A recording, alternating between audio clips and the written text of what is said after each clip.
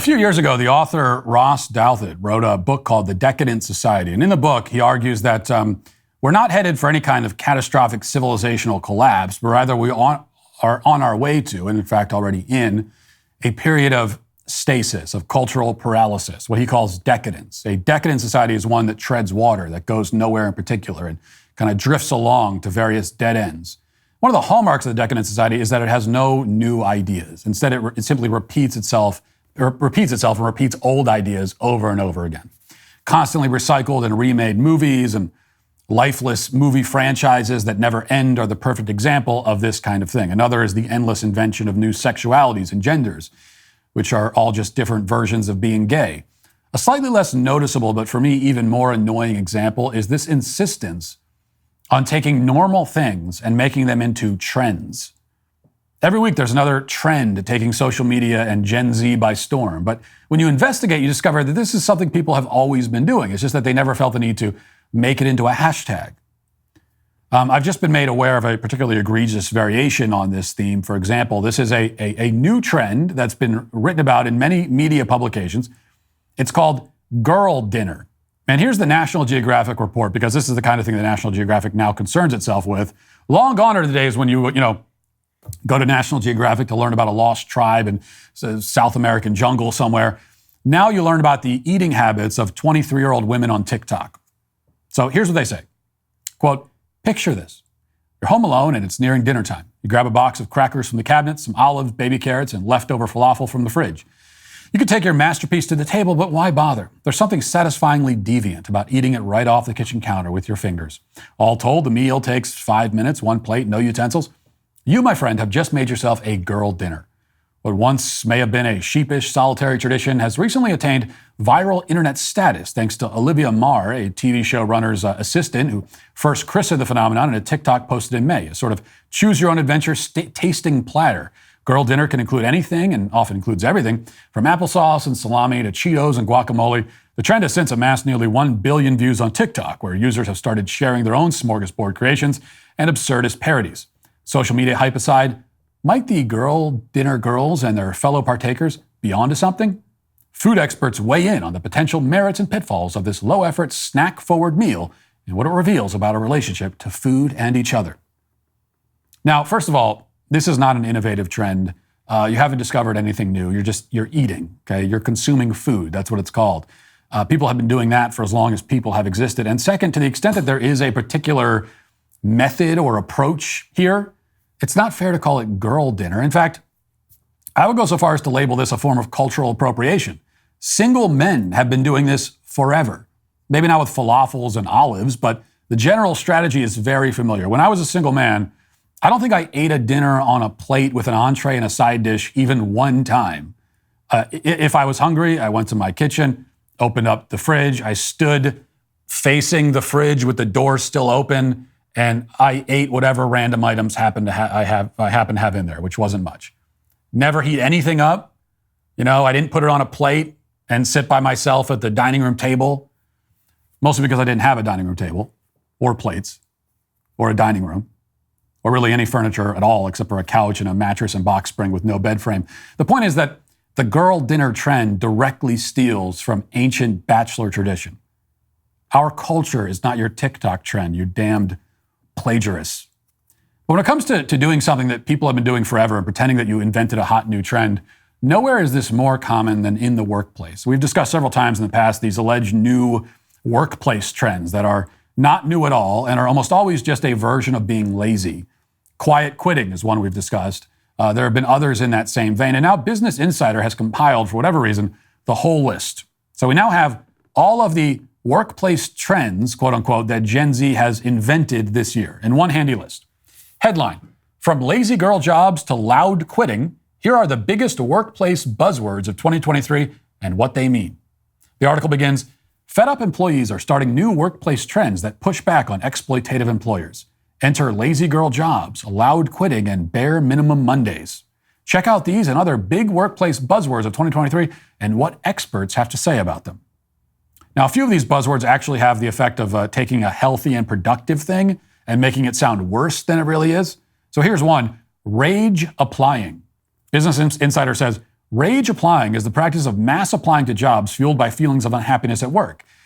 And it seems it has the potential to pay off. After being passed over for a promotion, Jordan Smith, a 28-year-old working in the music industry in LA, rage applied for 5 jobs and landed a better paying role within a week. However, rage applying might not be the best approach for everyone. Career coach Kelsey Watt advises against conducting a job search from an emotional place of fear, resentment, or burnout. Okay. Well, this is not rage applying. This is just applying. This is the standard application process. If you're looking for a new job, especially if you're looking for an entry-level job, it's a good idea to fill out multiple applications or send in multiple resumes. Applying for 5 jobs is not anything excessive or impressive. It's what you do if you're serious about finding a job. And you probably don't want to be in a state of rage while you're filling out the application, but I don't think that's happening anyway. I'm not even sure what that would look like.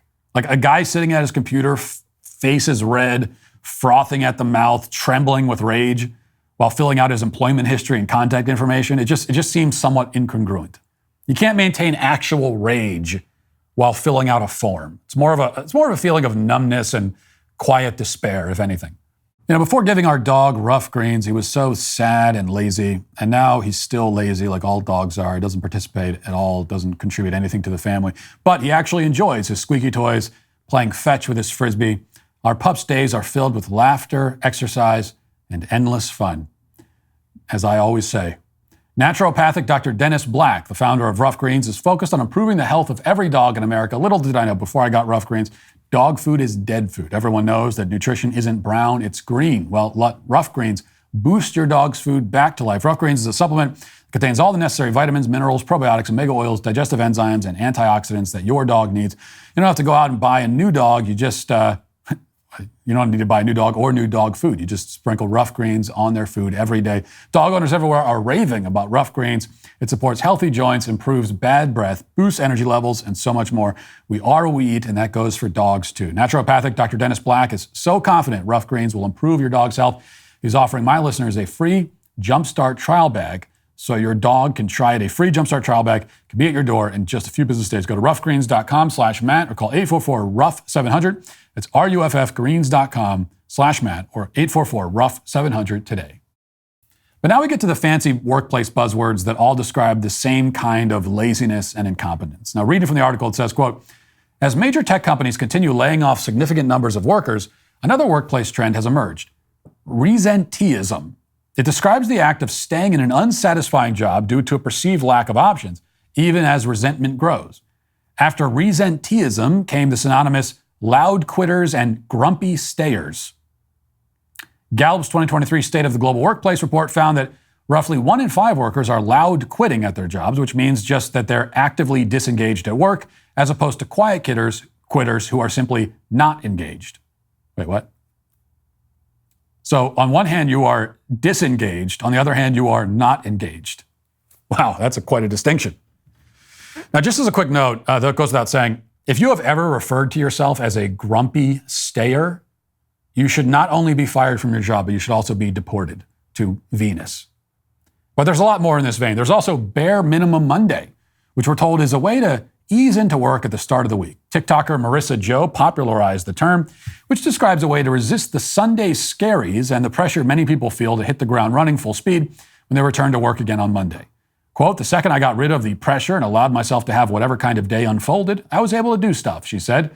In a video documenting one of her Bare Minimum Mondays, Joe goes through activities like journaling, her skincare routine, making progress on a creative project before beginning work, which she notes doesn't start until noon on Bare Minimum Mondays.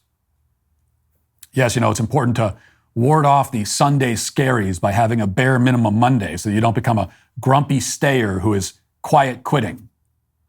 And if you've not already overdosed and died of cringe just from hearing that sentence, don't forget about chaotic working. Business Insider explains, chaotic working, aka malicious compliance, involves employees using their position at work to help customers or clients at the employer's expense. Though it often entails breaking some rules, workers may do it without fear of repercussion because they're simply fed up with their job, their employer, or their general state of work. Anti-work sentiments have helped the trend grow. Now, that last sentence is really the key here. Putting aside how unfathomably cringy all of this is and how it's all just trying to make trends out of simply being a garden variety loser with no work ethic, The real point is that it grows from, as Business Insider says, anti-work sentiment. Now, to a certain extent, everybody has experienced anti-work sentiment. Everyone who among us has not had the alarm go off in the morning and thought to themselves, damn, I don't feel like going to work today. We all have, and everyone has lapsed into laziness, some more often than others. So that isn't new. But these days, thanks in part to the trend-defying of everyday life, if I can coin my own dumb and clunky term, being lazy and anti-work is now presented as a legitimate lifestyle choice. Okay, it's one thing to have lazy moments. That's everyone does. It's another to declare your laziness proudly, to participate in laziness like it's a valid life strategy. And that's where we are now, especially with the younger generations. I mean, you can feel anti-work sometimes, everyone does. But to make that into your motto, to march under that banner, is to embrace failure and misery and mediocrity. And this is the part that gets me. Because look, if you want to be mediocre, unimpressive, unproductive, achieve nothing of value with your life, that's your choice. It's a bad choice, but it's yours to make. The problem, though, is that the people who openly admit that they do the bare minimum and that they walk around at work with open resentment and hostility to their own employer, they put in no effort, etc., these people will still complain. In fact, they will complain the loudest about their financial hardships and their lack of opportunities and so on. You know, if you want to work little and you want to have little and you want to live a humble life without much luxury or comfort, if you want to go, live in a one-bedroom cottage in the woods somewhere with no streaming services or designer clothes or anything else, if you want to embrace a very modest life so that you can devote more of your time to your hobbies or your art or simply to contemplating the mysteries of the universe, that I can more than respect. That's a respectable choice. If you want to leave, quote, hustle culture behind and go full monastic or close to it, great. That is an absolutely respectable approach to life, and you can find plenty of joy and fulfillment living that way. But that is not what most of the quiet quitters and bare minimum Monday participants are doing, not even close. Because they still want to live a fully modern life with all the trappings, all the luxuries, all the streaming services, all the nice clothes and gadgets, but without putting in any of the effort to obtain and maintain that kind of lifestyle. So they are the worst of all worlds. That's the point. It's materialistic and lazy. Okay, it's one thing to choose one of those. So if you have to be like, at least choose one. Okay, if you want to be lazy but not materialistic, that's what I'm saying. Then we can say, oh yeah, they're lazy, but they're not materialistic at all. They don't care about, they don't need to own anything and they don't care about it. Or you could be materialistic but ambitious. And people could say about you, yeah, he's real materialistic, but man, he's ambitious. He's a real go-getter. That's something. I mean, you could work with that. And you could be a successful person in your own way that way. You could be happy too that way.